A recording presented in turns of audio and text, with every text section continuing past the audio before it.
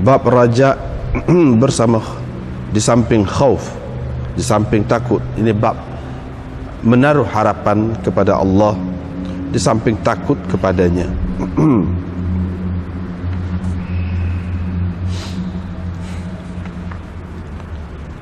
Sufyan berkata, tidak ada dalam Al-Quran satu ayat yang lebih berat kepadaku daripada ayat ini. Lastum ala syai', kamu tidak ada apa-apa.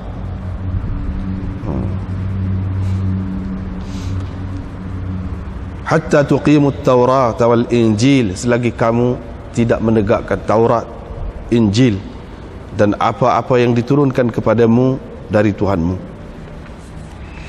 Diriwayatkan dari Abi Hurairah, katanya, saya telah mendengar Rasulullah sallallahu alaihi wasallam bersabda, sesungguhnya Allah telah mencipta, menjadikan rahmat pada hari dijadikannya 100.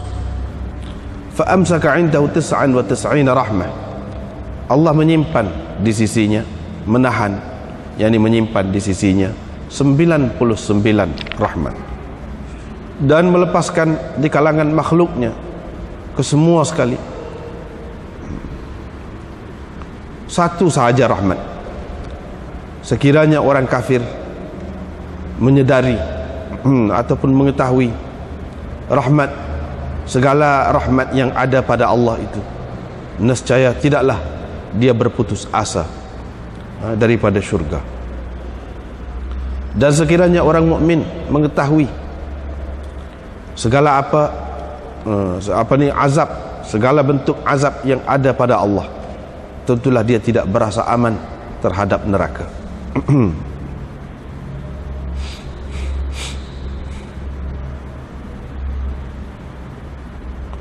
Babus sabri an maharimillah, ini bab bersabar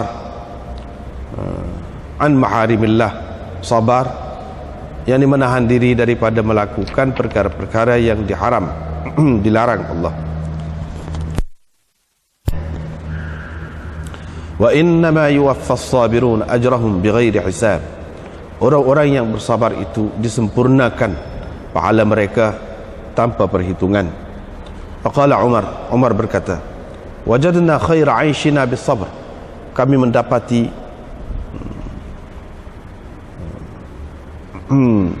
khaira 'aishina, sebaik-baik kehidupan kami dengan kesabaran. Diriwayatkan dari Abi Sa'id Al-Khudri, beliau menceritakan bahawa ada beberapa orang Ansar meminta kepada Rasulullah sallallahu alaihi wasallam. Tidak ada sesiapa pun daripada mereka yang meminta melainkan diberi Nabi sallallahu alaihi wasallam kepadanya sampai habis apa yang ada padanya. Faqala lahum, lalu Nabi sallallahu alaihi wasallam berkata kepada mereka ketika dia telah selesai memberikan apa yang segala yang ada padanya dengan kedua tangannya, ataupun dalam setengah nuskhanya biyadihi, dengan tangannya, ma yakun 'indi min khairin, apa-apa harta yang ada padaku tidak akan kusimpan sampai tidak memberikan kepada kamu, tetapi sesiapa yang memelihara dirinya, yakni dari meminta-minta, Allah akan memberi, yu'iffahullah, Allah akan menjadikannya seorang yang afif, seseorang yang afif, yakni seorang yang tahu menjaga maruah dirinya, ataupun seorang yang berasa cukup puas dengan apa yang ada padanya. Wa man yatasabbar yusabbirhullah, sesiapa yang berusaha bersabar, yusabbirhullah, Allah akan memberi kesabaran kepadanya. Wa man yastaghni, sesiapa yang berasa cukup, berasa kaya, yughnihillah, Allah akan memberi kekayaan kepadanya. Ataupun wa man yastaghni, sesiapa yang meminta kekayaan, Allah akan mengkayakannya. Walam tu'tau ata'an, tidak ada suatu pemberian yang diberikan kepada kamu yang terlebih baik dan lebih luas daripada kesabaran. Diriwayatkan dari Mughirah bin Syu'bah bahawa Nabi SAW bersembahyang sampai bengkak ataupun kembung, bengkak kedua kakinya, tapak kakinya. Fa yuqalu lahu, ada orang berkata kepada Nabi sallallahu alaihi wasallam, yakni kenapa bersembahyang sampai begitu? Nabi sallallahu alaihi wasallam menjawab, afala akunu abdan syakura, tidakkah patut aku menjadi hamba yang bersyukur? Babun wa man yatawakkal 'ala Allah fa huwa hasbuh, sesiapa yang bertawakal kepada Allah, cukuplah Allah kepadanya.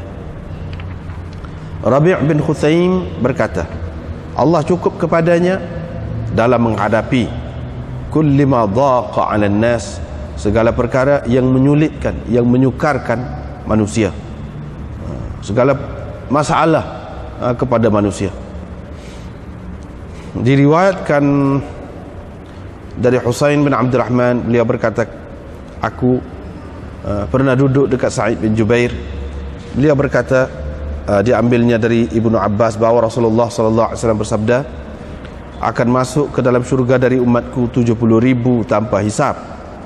Mereka ialah orang-orang yang tidak la yastarqun, tidak menggunakan jampi serapah,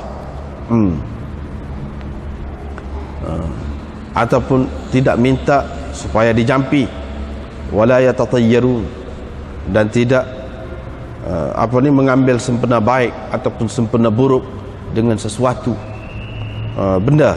Wa ala rabbihim yatawakkalun, sebaliknya mereka berserah, bertawakal kepada Tuhan. Bau ma yukrahu min qil wa qal, ini bab larangan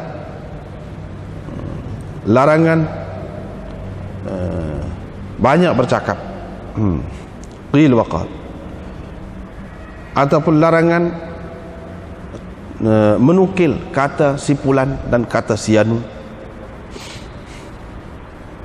Diriwayatkan dari Sya'bi, dari Warrad, juru tulis Mughirah bin Syu'bah, bahawa Muawiyah menulis surat kepada Mughirah supaya menuliskan, menghantarkan kepadanya satu hadis yang engkau dengar daripada Rasulullah sallallahu alaihi wasallam. Qala, keperawi berkata, yakni Warrad, maka Mughirah pun menulis surat kepada Muawiyah bahawa aku pernah mendengar Nabi SAW mengucapkan selepas baginda selesai bersembahyang, la ilaha illallah wahdahu la syarikalah, lahul mulku wa lahul hamd wa huwa ala kulli syai'in qadir.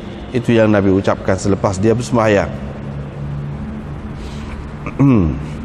Wa kana yanha, Nabi SAW selalu melarang an qil wa qal, banyak bercakap, wa kathratis su'al, banyak meminta ataupun bertanya, wa idha'atil mal, dan mensia-siakan harta benda, wa man'in wahat. Nabi SAW juga selalu melarang daripada tahu mengambil tetapi tidak tahu memberi. Yani melarang daripada seseorang itu menahan apa yang ada padanya yang perlu diberikan kepada orang lain, tetapi sebaliknya meminta supaya diberikan apa yang tidak patut diberikan kepadanya. Itu makna man'im wahat. Wa uquqil ummahat, dan menderhakai ibu-ibu, wa wa'dil banat, dan menanam hidup-hidup anak-anak perempuan. Seterusnya Imam Bukhari buat mari sanad yang bersambung itu, hak tadi yang tersebut sebelum pada itu, nampaknya tidak berapa kemah. Sini dia mari sanad dia, mana ada tasrih bit tasmi', bis sama', ada tasrih bis sama' di situ.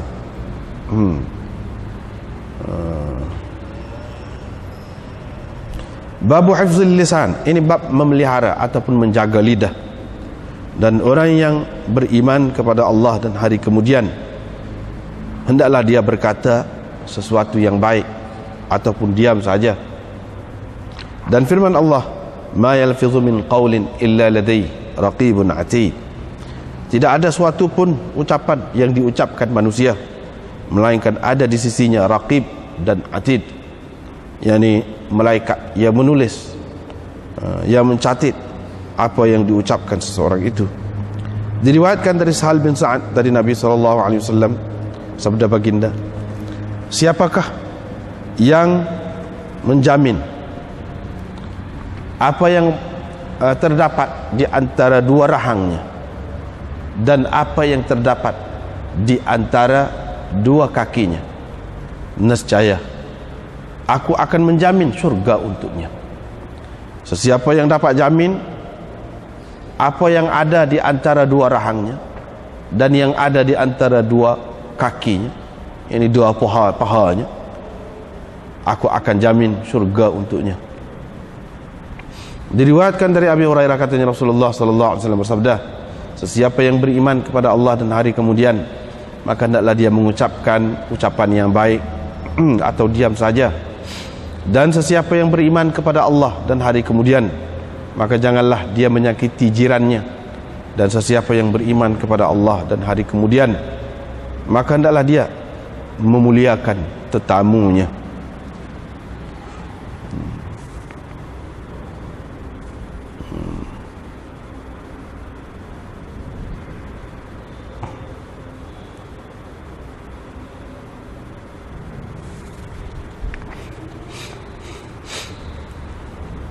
Dengan sanad Imam Bukhari meriwayatkan dari Abi Shuraih Al-Khuzai, beliau berkata, dua telingaku mendengar dan hatiku ingat Nabi SAW bersabda, ad-dhiyafah, hak tetamu ialah 3 hari.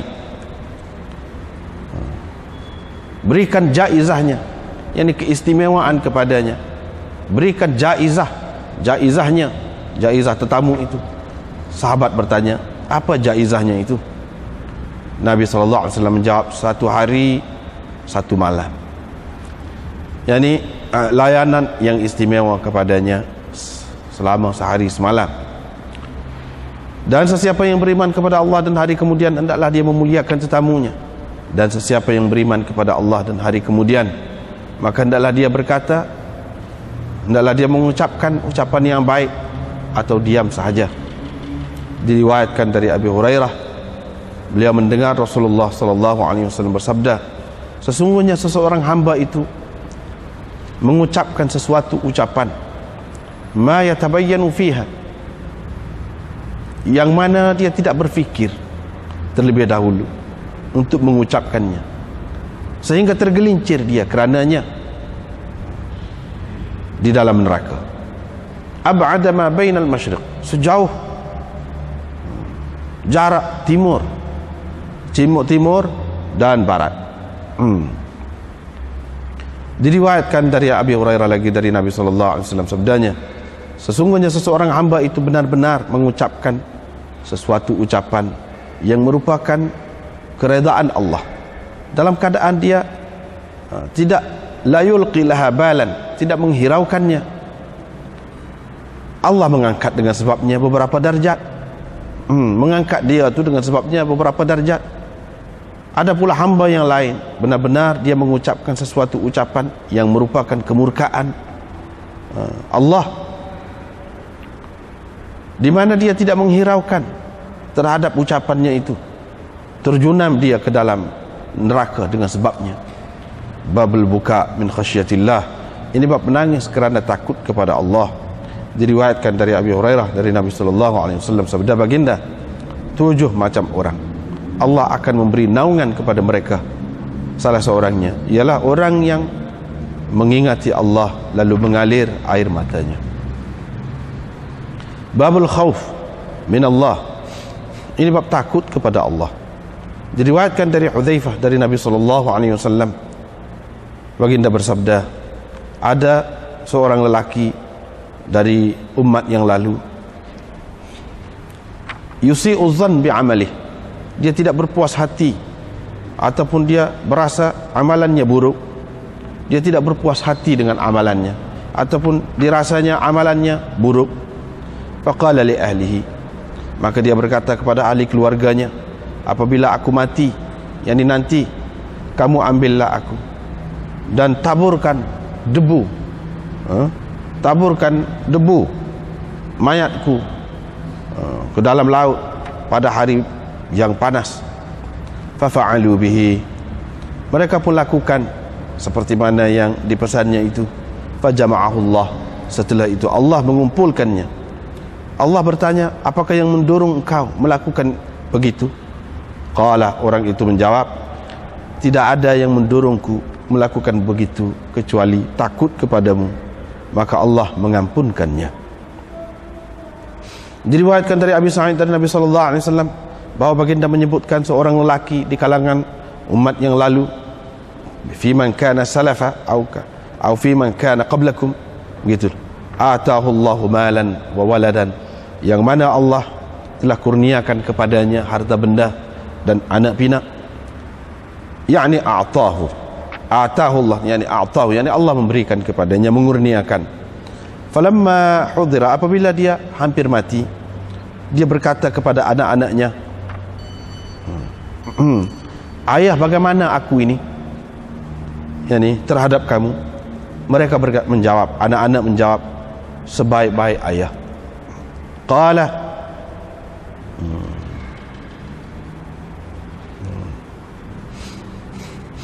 dia berkata, sesungguhnya dia tidak ada menyimpan apa-apa kebaikan di sisi Allah. Qatadah mentafsirkan makna yabta'ir. Yabta'ir itu maknanya lam yaddakhir, makna tidak ada menyimpan apa-apa kebaikan di sisi Allah. Kalau dia menemui Allah, tentu Allah akan menyiksanya. Ingat, kata dia, apabila aku mati, maka bakarlah aku sampai aku menjadi arang.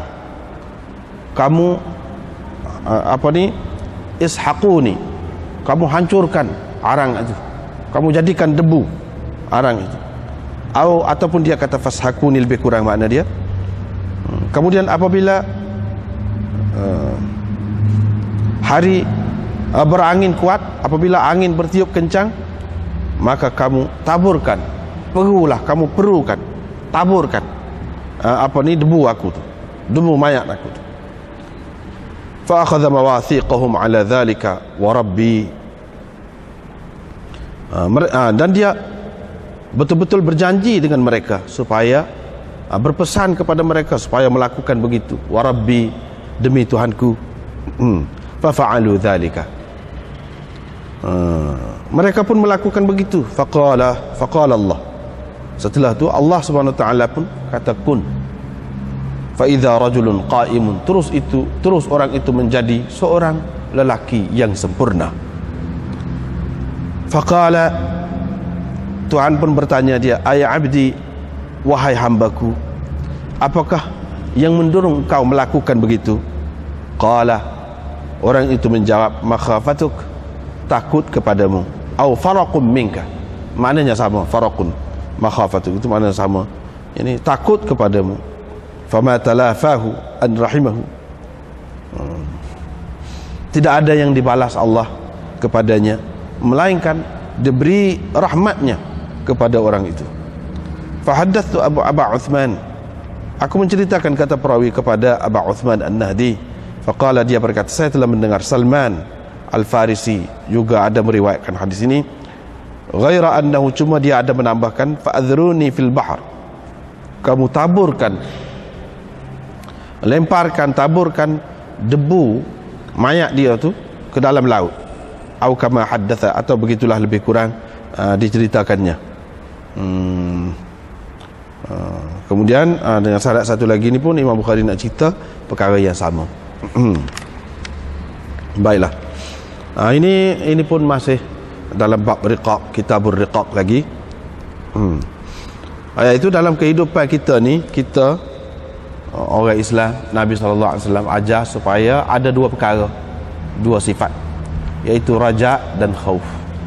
Raja dan khauf. Raja artinya menaruh harapan kepada Allah, jangan tidak harap kepada dia. Banyak perkara lah kena harapnya, kena haraplah kepada dia, jangan kita tidak harap dalam hidup ni. Tapi kadang-kadang kalau kita tidak mikir, kita tak ada berasa gapo sebenarnya. Kalau kita mikir baru berasa. Kalau kita mikir, kalau orang naik kereta pun susah juga. Susah juga kalau dia tidak percaya, tidak harap kepada driver, tidak harap kepada driver tu nak jadi lagu mana. Tak boleh nak tidur, nak apa ni, nak ganggu sama driver. Wayak gini lah. tonjak kaki, tekai kaki tu macam-macam lah. Boleh. Itu kalau kereta kita kata. Tak kena gaya. Dia pula nak rebut pula. Steering itu daripada driver. Boleh jadi. Boleh jadi. Itu hak kecil, contoh yang kecil. Bagaimana dalam kehidupan, perjalanan hidup? Banyak benar. Kadang-kadang kerana tidak harap kepada Allah Subhanahu Wa Taala, seseorang macam-macam lah, boleh buat macam-macam. Dia berasa kalau dia tinggal anak dia ni dalam keadaan sebuah kekurangan, tak ada harta, tak ada apa, mana anak dia ni tak jadi. Kira-kira dia berasa lagu tu. Padahal berapa ramai kita tengok dalam kehidupan ni lebih jadi lagi anak dia. Mungkin kalau dia ada, anak tu tak jadi. Sebab dia tak ada tu anak tu jadi. Dia tak harap pun. Memang Allah SWT jaga sendiri. Hak dulu semasa dengan dia kurus kekek anak dia tu. Bila dia tak ada gemuk sehat, tak bersatu. Banyak perkara lah. Banyak perkara. Daripada sekecil-kecil benda sampai kepada sebesar-besar benda. Maknanya kena ada harap kepada Allah SWT. Kalau tidak jadi susah hati, jadi sakit jiwa banyak duduk dalam dunia ni. Kalau tidak harap kepada Allah SWT.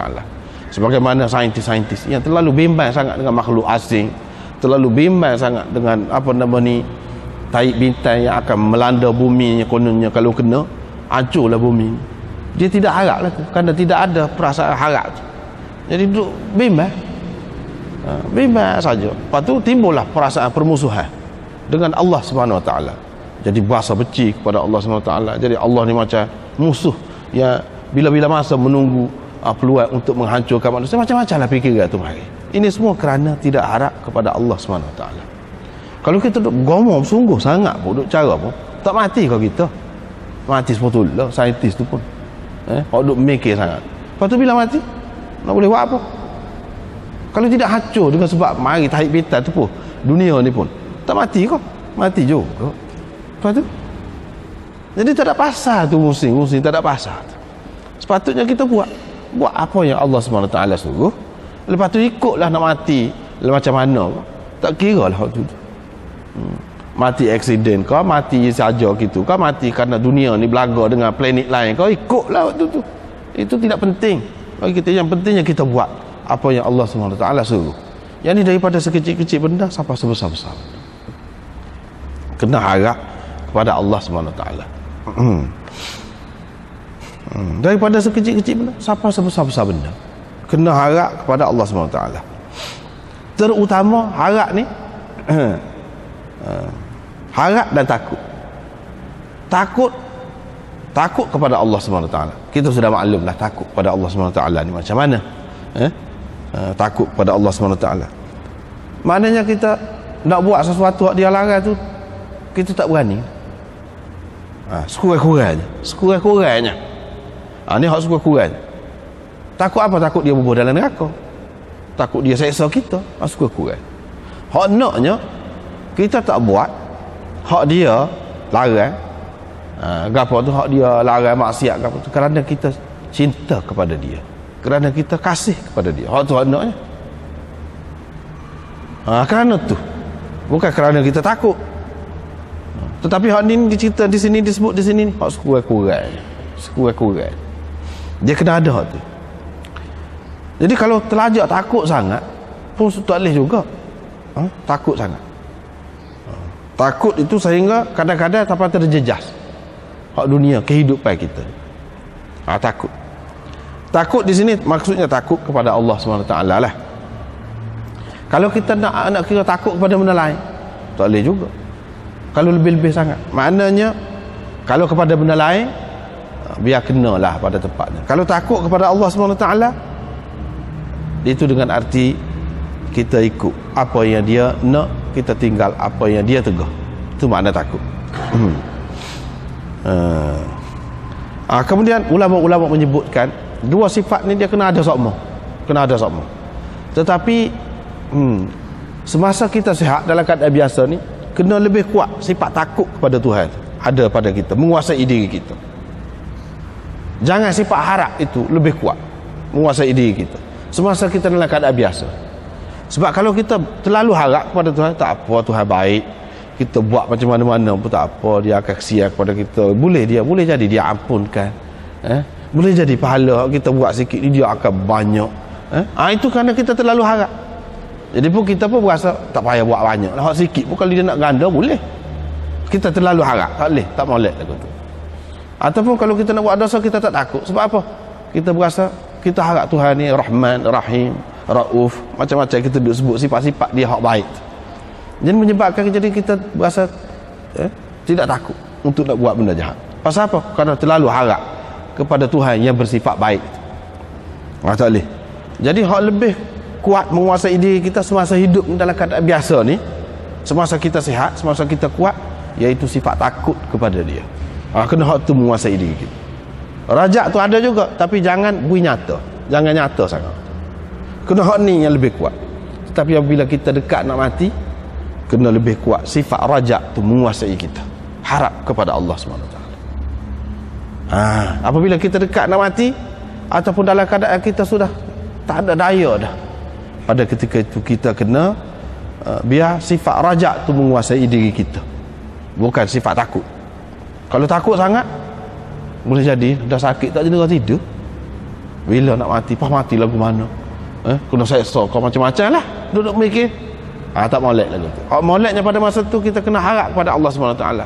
Daripada kalaulah kita kata orang tu orang semaya lah, orang yang baik daripada awal lagi, kita kata daripada semenjak aku sedar, aku balik, tak tinggal semaya. Ikutlah tak kira semaya tu dalam keadaan lali ke, dalam keadaan tidak khusyuk macam mana kita kata, tapi semaya juga. Tak faham, semaya juga. Harap-haraplah Allah SWT terima semua tu. Kena letak gitu. Jangan duduk fikir amalkan tak jadi Tuhan tak terima, kita duduk buat dulu tak sempurna, kita tidak khusyuk mana. Jadi gelisah. Dia kena ada sifat rajak ni biar menguasai kita. Biar lebih kuat sifat rajak ni menguasai kita. Jangan sifat takut. Kalau takut dia akan jadi resah, gelisah. Itu hendak. Jadi Sufyan bin Uyainah berkata, dalam Al-Quran tidak ada satu ayat yang lebih berat kepada dia selain daripada ayat ni. Sebab apa? Ayat ni suruh kita, kalau tidak Tuhan tak ada kira, tak ada nilai gapo kamu, tak ada gapo kamu tak ada gapo.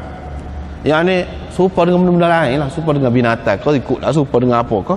Kalau kita nak banding, selagi kamu tidak menegakkan Taurat, Injil dan apa yang diturunkan kepada kamu.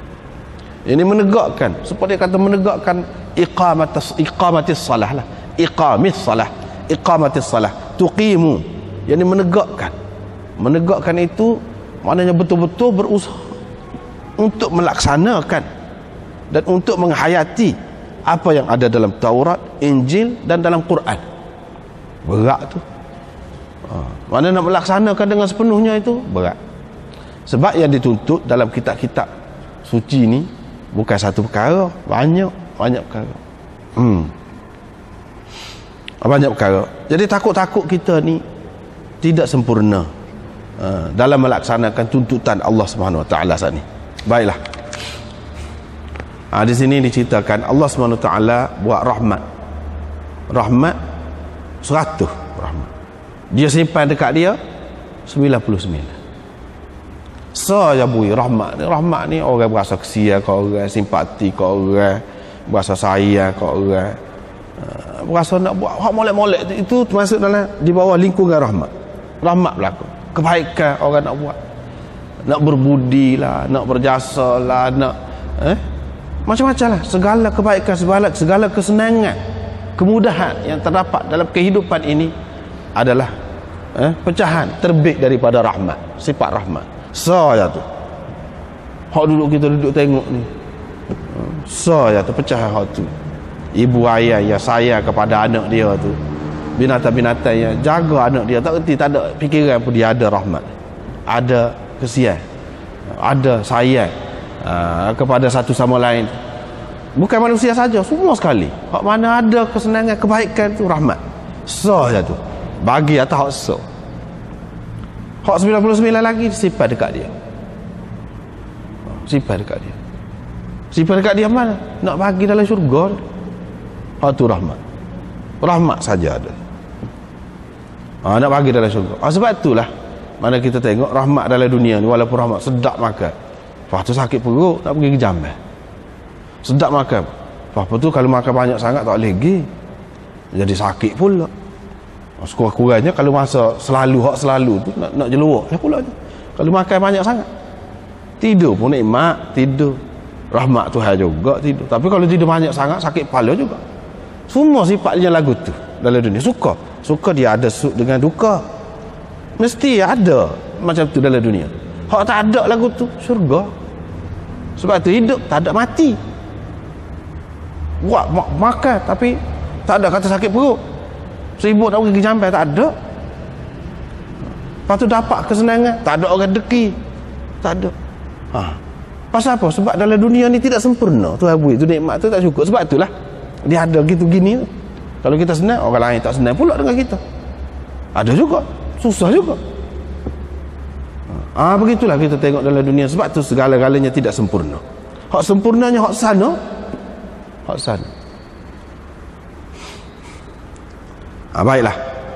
Masa jatuh hak dia bagi atas so untuk sekalian makhluk dia ni. Kalau lah orang kafir tahu rahmat sebanyak mana hak ada di sisi Allah, tentu dia tidak putus asa untuk mendapatkan syurga. Tentu dia tidak putus asa untuk mendapatkan syurga.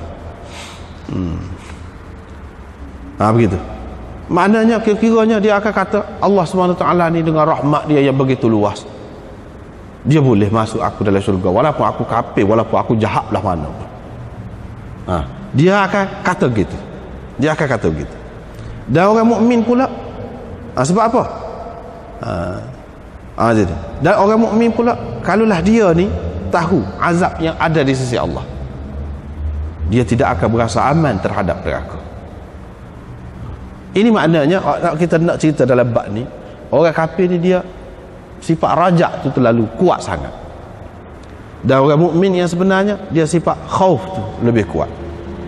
Mana sehingga kalau dia berasa azab Tuhan tu yang begitu kuat, sifat Tuhan yang membalas, menghukum orang tu, dia akan berasa dia tidak aman daripada neraka walaupun dia sudah buat baik setara mana. Pasal apa? Sebab sifat takut tu ada pada dia. Ada pun orang kafir ni, dia buat macam mana-mana pun dia berasa ada harapan semacam Allah kau molek.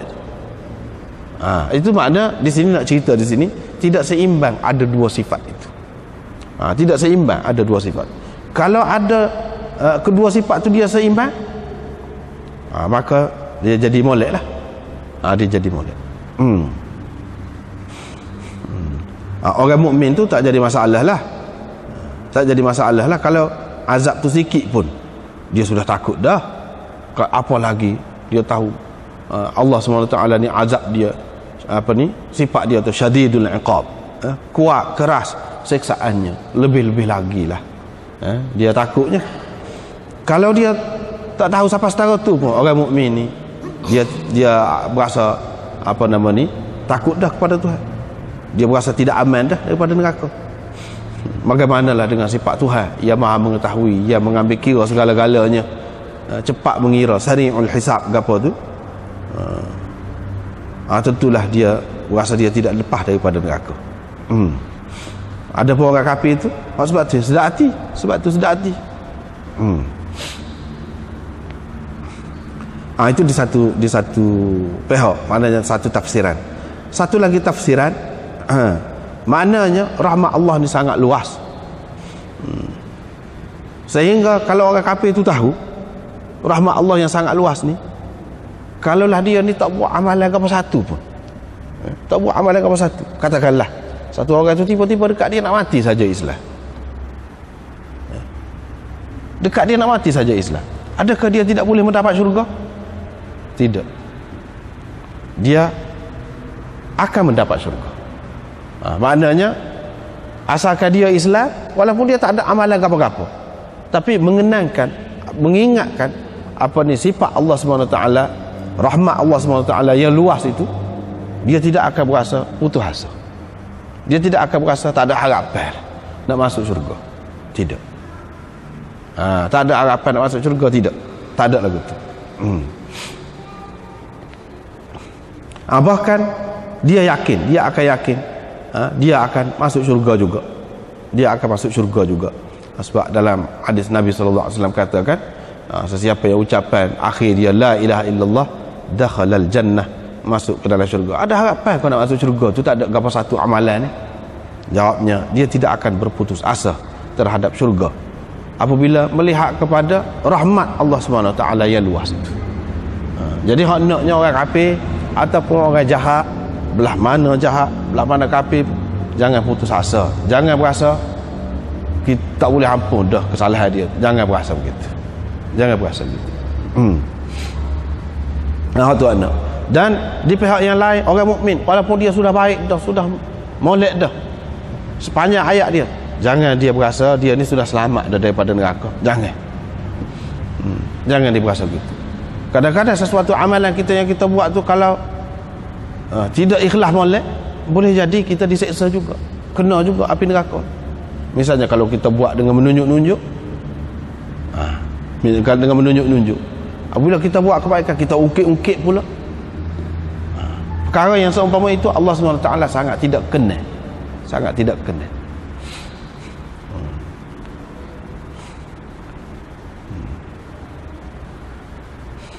Ataupun maknanya kita melakukan sesuatu amalan, mana kita berasa kita lebih kok, ataupun kita berasa kalau Allah SWT bagi kelebihan, ini kerana kelebihan kita, kita berasa kita ni istimewa kerana sesuatu amalan yang kita buat. Jangan berasa gitu, jangan berasa gitu.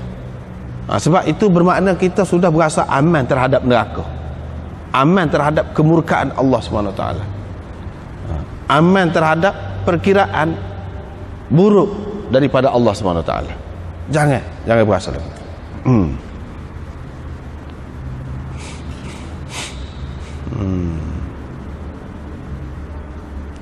Bab sabri an maharimillah.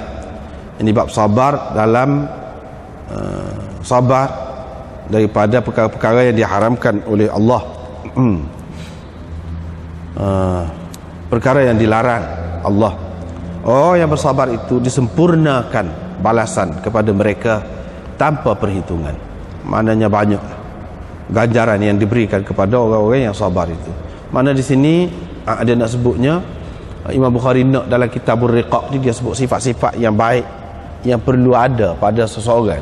Apabila dia ada sifat ni, maka dia akan menjadi seorang yang bersih jiwa dia, hati dia. Sebab seperti anda sudah sebut dah sebelum pada ni, iaitu dia Kitabur Riqaq ni serupa dengan Kitabuz Zuhud ataupun tasawuf lah. Dalam hadis ni, dalam hadis ni bab tasawuf. Jadi sabar ini pun satu sifat yang mulia juga, yang istimewa juga, terutamanya dalam menjaga diri daripada perkara-perkara yang diharamkan oleh Allah SWT. Apabila ada sifat sabar ni, maka dia jadi jilah, jadi bersih jiwa. Sebagaimana juga ada sifat raja dan khauf tadi. Umar berkata, kami dapati khaira aishina bis sabr. Kehidupan yang terbaik kami dapati dengan sabar. Dengan sabarlah kami dapati mana hak molek tu dalam kehidupan ni. Kami berjaya, kami segala-galanya hak lebih hak istimewa tu kami dapat dengan sabar.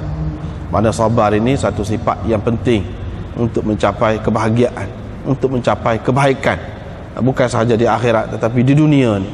Sebaik-baik kehidupan kami dapati dengan sabar. Kalau tidak sabar, tak boleh dapat kehidupan yang baik, kehidupan yang istimewa itu. Seterusnya dia mari hadis ini, hadis orang minta Nabi SAW bagi habis. Dia kata kalau ada dia tak simpan, tetapi ini yang dia sebut, dia kena ada hak ni. Harta benda dunia ni kalau ada banyak bagi pun dapat pun dia tidak kekal, dia akan habis, tak cukup pula. Lepas tu begitulah seterusnya. Dengan sebab itu dia kena ada sifat ini, yasta'iffa. Sesiapa yang cuba mendapatkan sifat afaf, sifat berasa cukup, berasa puas. Bukan berasa puas tu maknanya tak saya kemajuan, tak saya lebih lagi, tidak. Tapi apa yang ada pada kita, yang kita dapat dengan cara betul, itu sudah memuaskan kita. Dengan arti kita tidak terdorong sampai melakukan perkara-perkara yang tidak baik. Itu makna sifat afaf. yu'iffahullah. Maknanya kita kena ada usaha daripada kita dulu, minat daripada kita dulu, baru Allah Subhanahu Wa Taala bagi sifat itu, barulah dia akan berasa cukup. Dia kena ada usaha dulu, usaha di pihak kita. Supaya juga sabar. Wa man yatasabbar, sesiapa yang berusaha mendapatkan sifat sabar itu, dia wazannya tafa'ala yatafa'alu, ni bina takalluf. Takalluf ni maknanya berusaha mendapatkan dengan susah payah. Dengan susah payah. Cuba sabar. Sesiapa yang cuba sabar, berusaha mendapatkan kesabaran, sifat sabar itu, Allah akan berikan kepadanya. Mana kena ada usaha dulu, maknanya dia kena ada latihan juga lah ni. Dia tidak kata Tuhan bui gitu saja, tidak.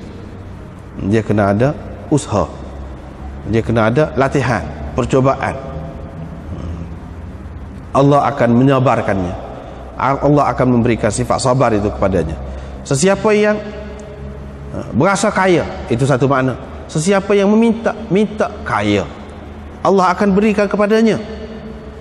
Minta kaya, Allah akan berikan kepadanya. Sama ada kaya dunia ataupun kaya jiwa, mana kita kena ada usaha. Usaha. Sesiapa yang berusaha mendapat kekayaan ataupun menjadi kaya, Allah akan mengkayakan dia. Mana sesuai dengan kehendak ataupun usaha seseorang itu. Tetapi semua ni boleh dapat, boleh dapat. Sifat tu, sifat ni, kelebihan dunia, kelebihan jiwa boleh dapat lah. Tapi dalam banyak-banyak kurniaan yang diberikan kepada manusia, tidak ada yang lebih baik dan lebih luas daripada sabar. Kalau orang tu diberi sifat sabar, berarti dia telah mendapat segala-galanya. Maknanya ini kelebihan sifat sabar tu berbanding sifat-sifat lain ataupun kelebihan-kelebihan lain. Boleh dapat belaka kalau diusahakan, tetapi hak sabar ini sangat perlu. Sehingga kalau kita susah sikit pun, terpaksa kena melatih diri pun, patut kita kena usahalah untuk mendapat sifat itu. Dengan adanya sifat ini, seseorang itu boleh mendapat segala yang lain. Tapi kalau dapat orang lain, belum tentu dapat orang ni. Kalau dapat orang ni, dia boleh dapat yang lain. Sama ada untuk mendapat kekayaan kau, dia mesti kena ada sabar itu. Sama ada untuk berasa puas hati, dia mesti kena ada sabar itu. Dan begitu juga sifat-sifat lain, dia mesti kena ada sifat sabar itu. Nak berjaya, nak gapo pun, dia kena ada hak sabar itu. Kalau tidak sabar, berhenti tengah jalan, tak ada apa ni, dapat hasil. Begitulah kesimpulannya.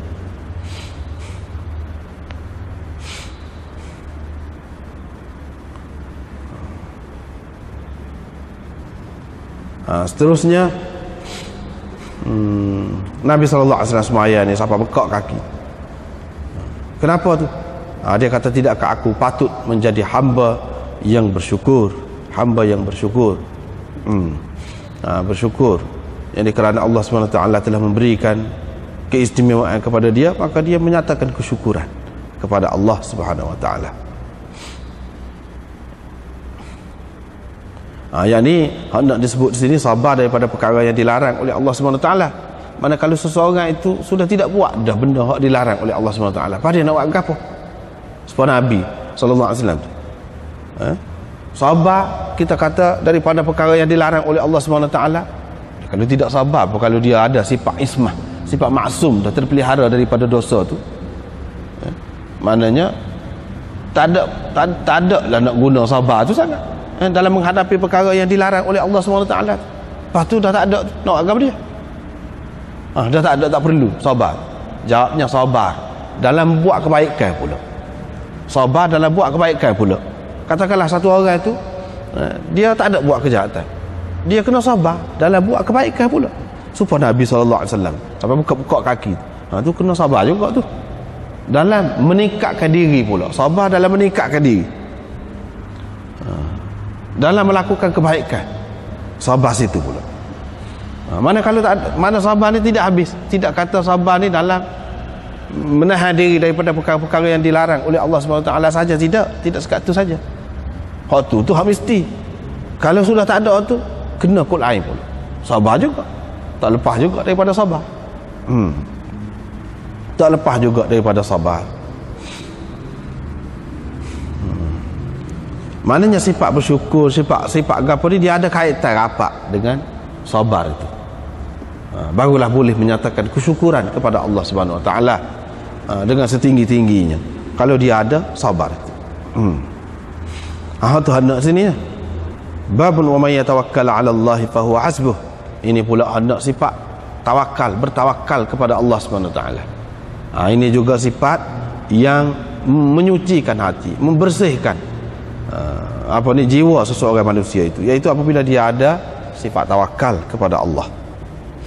Dan apabila ada sifat tawakal ini, keistimewaan dia kepada dia, jaminan daripada Allah SWT, iaitu Allah cukup kepada dia, tak perlu hal lain dah. Tak ada apa satu pun. Bila dia ada tawakal ini, seperti dia telah ada segala-galanya. Fahuwa hasbuh, Allah mencukupi kepadanya. Cukup Allah kepadanya itu cukup dari segi mana? Cukup dari segi segala apa yang menyukarkan manusia. Masalah jadi masalah kepada manusia, tidak jadi masalah kepada dia apabila bertawakal kepada Allah. Allah selesaikan. Itu makna hasbuh. Allah jamin, Allah cukup untuknya, yang di dalam menghadapi segala kesukaran yang dihadapi oleh manusia. Gapo dia hak manusia panggil sulit, hak manusia panggil sukar, hak manusia panggil payah, hak manusia panggil masalah tu, tak ada berlaku. Allah SWT tolong dia. Kalau Allah SWT tolong dia, habislah. Kita ni dalam hidup ni kadang-kadang kita berasa orang tolong kita pun banyak dah, mudah dah, senang dah hati. Bagaimana kalau Allah SWT jamin dia tolong? Untuk mendapat jaminan ini, dia kena ada sifat tawakal, berserah diri kepada dia, berserah diri kepada dia.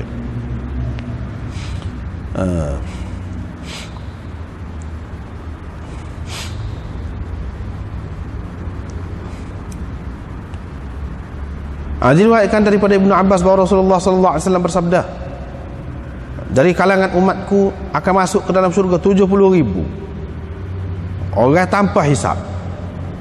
Hak lagu mana ni? Hak masuk syurga tanpa hisab ni, iaitu la yastarqun, yang tidak minta dijampi, tidak minta dijampi, tidak bertatayur, yang mengambil sempena baik ataupun sempena buruk dengan sesuatu. Tak ada. Bahkan mereka bertawakal kepada Tuhan. Ni maknanya benda-benda zahir ni dia tidak pegang, tidak pegang, tidak bergantung. Di sini ini pun kita sudah bincang dah dulu ni sebenarnya. Hadis ni ada hak panjang dah. Ini ringkas dah. La yastarqun, maknanya di sini bukan, setengah ulama mengatakan mana tidak jampi langsung, tak sih, jampi tak sih, bobak tak sih. Ada yang faham begitu. Ada pula yang mengatakan la yastarqun itu maknanya tidak minta dijampi itu, maknanya jampi yang tak betul, jampi yang salah, jampi yang salah. Dan tidak berubat tu maknanya berubat tu dengan menganggap ubat itu yang menyembuhkan, ubat itu yang menyembuhkan. Hak tu lagu tu dia kata.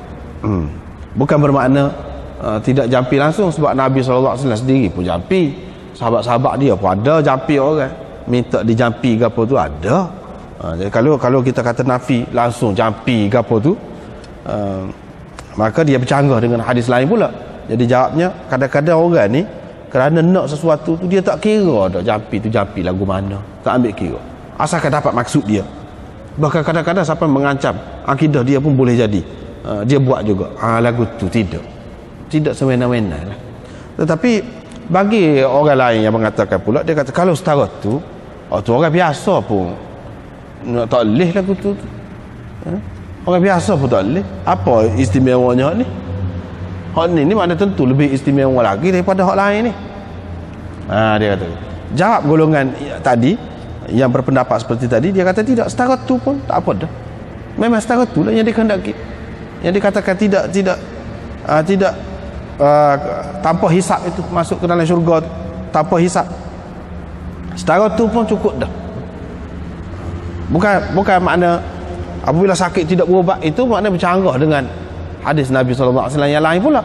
Ini maknanya kalau berubat tidak menganggap ubat itu yang menyembuhkan, Mana akidah dia tu betul. Tawakal di sini dengan arti tawakal tu dengan arti akidah dia tu molek dalam mengamalkan sesuatu perkara. Misalnya dalam menggunakan jampi ataupun mendapat jampi, dia ambil kira semua. Begitu juga ubat, begitu juga tatayur. Tapi kalau tatayur itu memang tak boleh langsung lah, tak boleh langsung. Maknanya dia tidak bergantung semata-mata kepada benda zahir. Kalau ubat, tu hak zahir. Jampi, tu hak tak nampak. Tidak bergantung kepada benda hak nampak dan hak tak nampak. Cara biasa, cara tidak biasa. Begitu juga tidak ada pegangan kepada benda-benda yang karut-marut, kepada benda khurafat. Benda khurafat, benda karut-marut. Misalnya kita kata tatayyur ni burung. Burung ni kalau burung ni terbang kot ni, mana petanda tak molek kita hari ni. Kalau nak berniaga ke apa-apa tak molek. Tak ada benda-benda karut lagu tu. Benda khurafat tu tak ada. Maknanya akidah dia bersih. Itulah yang dikatakan wa ala rabbihim yatawakkalun. Tawakkul di sini maksudnya akidah dia tu bersih. Bukan makna setengah-setengah perkara dia tak guna, macam ubat, jampi dia tidak guna. Tidak. Dia guna juga, tetapi dengan cara yang sepatutnya. Dengan cara yang sepatutnya.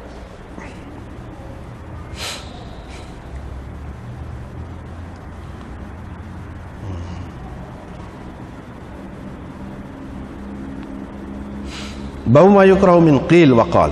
Ini bab larangan banyak bercakap. Ini salah satu perkara yang membersihkan jiwa juga. Yang menghias hati manusia ialah ni sifat ni. Nak suruh hati ni jadi molek, Allah SWT kenal hati ni jadi bersih, iaitu dia kena ada sifat-sifat ni, sifat-sifat yang tersebut tadi. Di antaranya di sini disebutkan jangan banyak bercakap. Itu syarat dia. Jangan banyak bercakap.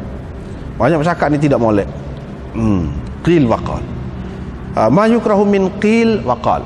Ada dua kalau kita dari segi Arab dia lah. Min qilin wa qalin. Mana kedua-dua tu masdar. Daripada qil wa qal. Yang ni banyak bercakap. Ada juga, boleh juga kita baca ma yukrahu min qila wa qala. Kalau begitu fi'il madhi, satu majhul, satu ma'ruf. Maknanya ini bab larangan menukil kata si fulan. Qila dikatakan begini, qala orang ni kata. Itu maknanya. Jadi maknanya orang ni kata habis, tak habis cerita lah. Orang nak kata macam-macam orang kata. Jadi orang kata tu banyak, ada faedah, tak ada faedah pun ada belakang. Kalau kita nak balik cerita segala apa yang kita dengar tengah jalan, segala apa yang kita dengar di pasar, di mana-mana, tak habis cerita. Tak habis cerita, benda tak ada faedah, kecek benda tak ada faedah. Itu satu makna. Satu lagi bercakap banyak, cakap banyak, tidak dukir orang, tidak ambil orang, tidak cerita orang, sendiri tu kecek banyak, tak molek juga, tak molek juga. Sendiri tu kecek banyak, tak molek juga. Satu lagi makna dia qil wa qal, maknanya kata fulan, kata fulan. Di sini makna larang dengan arti nak suruh kita kata sendiri gapo dia ni, kita kata sendiri. Tahu raya hak orang. Hak kita sendiri. Hak hasil penyelidikan kita, hasil kajian kita. Di sini maknanya Nabi SAW nak ajar umat dia ni supaya kaji sendiri, fikir sendiri, buat sendiri. Kata tu hak kita sendiri. Jangan potong, jangan ikut. Jadi macam burung tiung. Orang ni kata. Jangan lagu tu. Mana hak kita, terutamanya orang mengaji.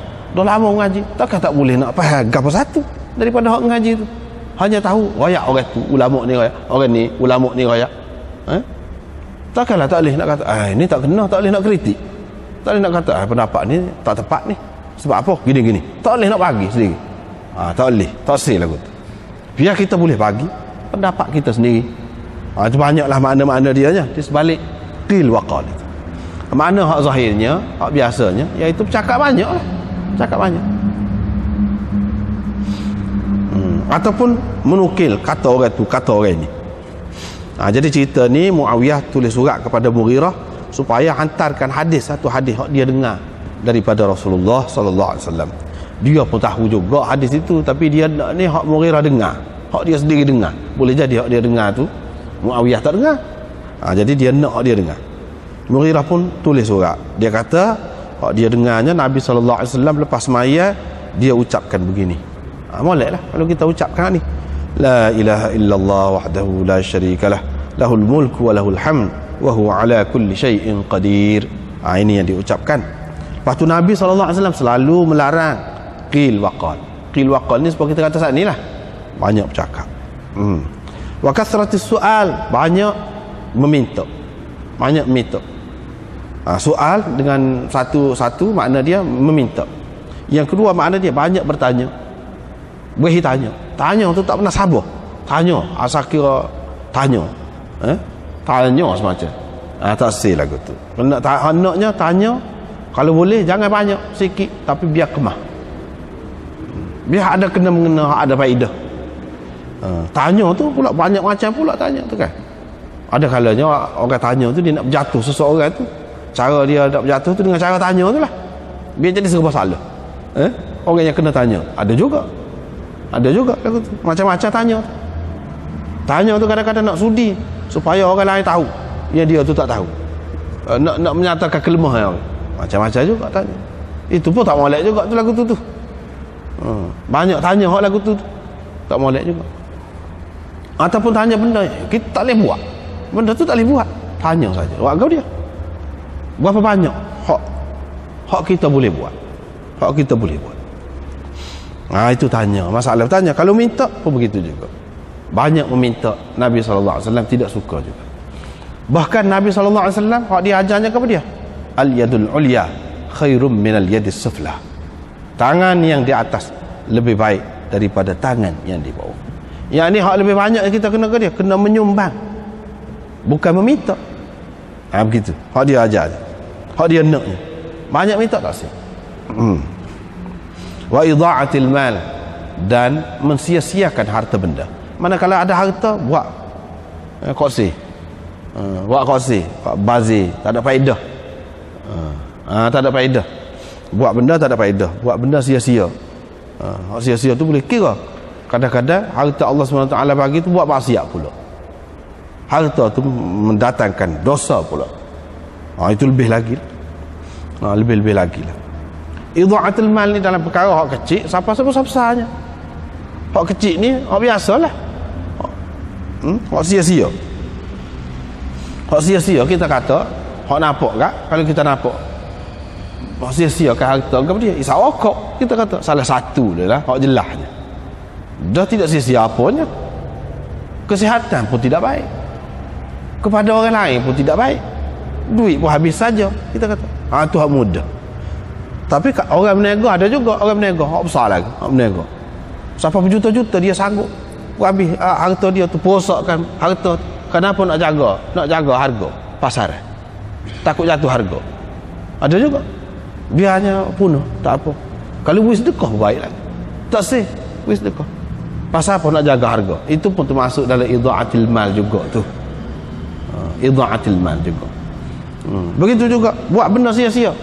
Piti banyak misalnya kita kata kerja, piti banyak, tapi buat benda tak ada faedah. Idha'atil mal juga. Dia bukan idha'atil mal ni mana orang individu saja, dah semua pihak kena berlaku. Semua pihak. Tengoklah benda tu ada faedah ke tak ada faedah. Ada faedah, tak ada faedah, semua orang boleh tahu. Ada faedah, tak ada faedah. Semua orang boleh tahu. Gapo dia, faedahnya setara mana. Kalau ada faedah pun, faedah untuk berapa orang. Orang boleh faham, boleh tahu. Itu pun orang panggil mensia-siakan harta benda juga. Wa man'in wahat. Man'in, hak dia patut bui kat orang, dia tak bui. Itu man'in. Nabi SAW melarang daripada seseorang tu menghalang sesuatu yang patut diberikan kepada orang lain. Hak orang lain yang ada pada kita. Misalnya, contoh mudah zakat, patut kita beri kepada orang. Hak orang kita tak beri.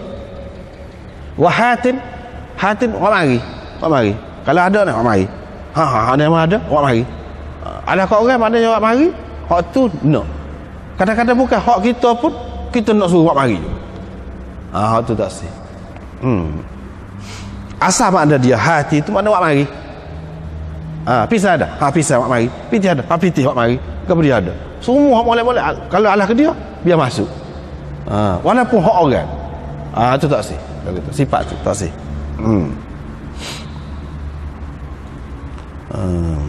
Wa uquqil ummahat, dan derhaka kepada ibu-ibu, wa wa'dil banat, dan menanam hidup-hidup anak-anak perempuan.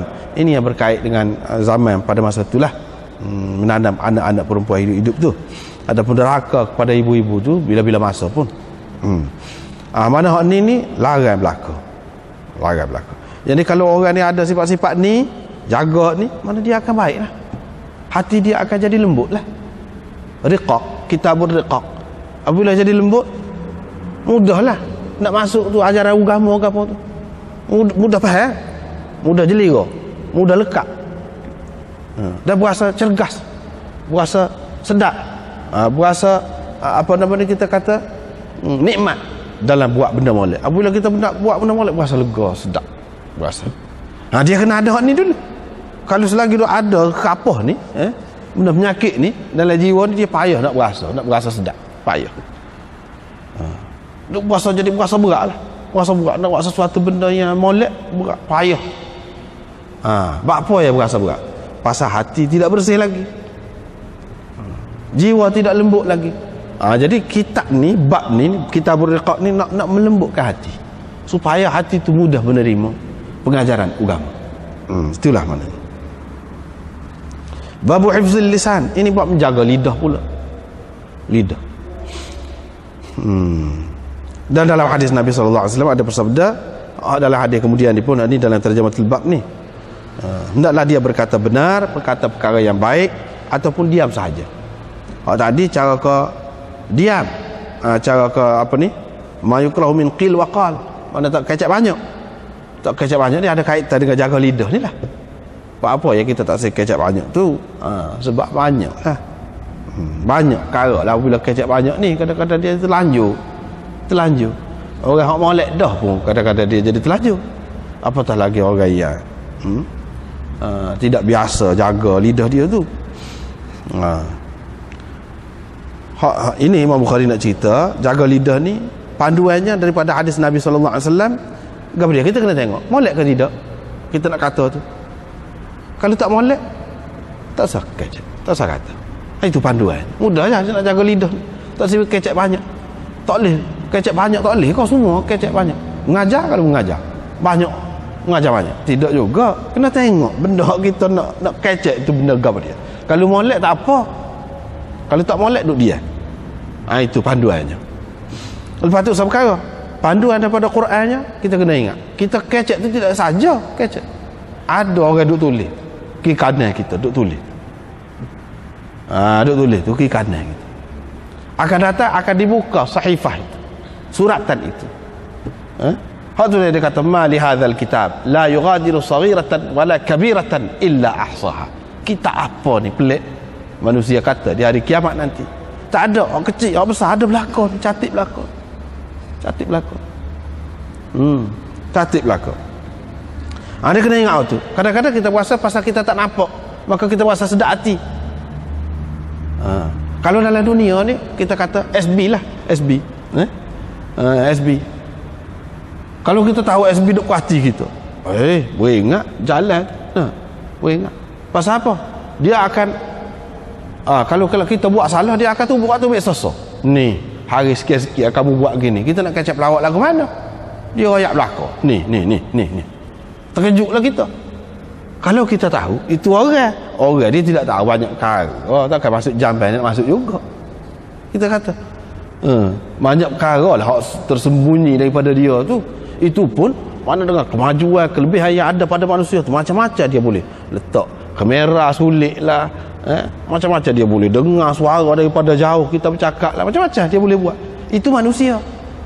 Bagaimana Allah SWT lantik ni malaikat ni, lebih lagi daripada itu. Kalau kita ingat tu, jadi kita takutlah, beringat jadi kena ingat tu. Dua perkara dia bagi, dua perkara panduan. Ingat ni kita jadi akan tak berani nak kecek tentu kali. Kalau kecek kan salah. Apabila salah kan nanti macam-macam boleh jadi ceritanya. Jangan sebab itu jadi tidak bercakap. Nabi SAW kata di dalam hadis hak musnad dia ni, sesiapa yang boleh jamin benda yang terletak di antara dua rahang dia, rahang atas, rahang bawah, yang ni maksudnya lidah. Siapa dia boleh jamin lidah, boleh jamin dia boleh kawal lidah dia, dan jamin sesuatu yang terletak di antara dua kaki, yang ni dua pahanya, yang ni kemaluan dia. Sesiapa yang boleh jamin jaga dua perkara ni, aku jamin dia syurga. Mana dua perkara ni payah, berat, dan ini pun cabarannya, cabaran. Lidah tu mudah sangat nak kecek, mudah, tak ada halangan apa-apa, tak ada masalah apa-apa, tapi kita tidak sedar. Nanti dalam hadis ni kemudian dia sebut lepas tu Nabi SAW kata sesiapa yang beriman kepada Allah dan hari kemudian, dia sebut tu, maknanya penting tu, ada kaitan dengan hak tu.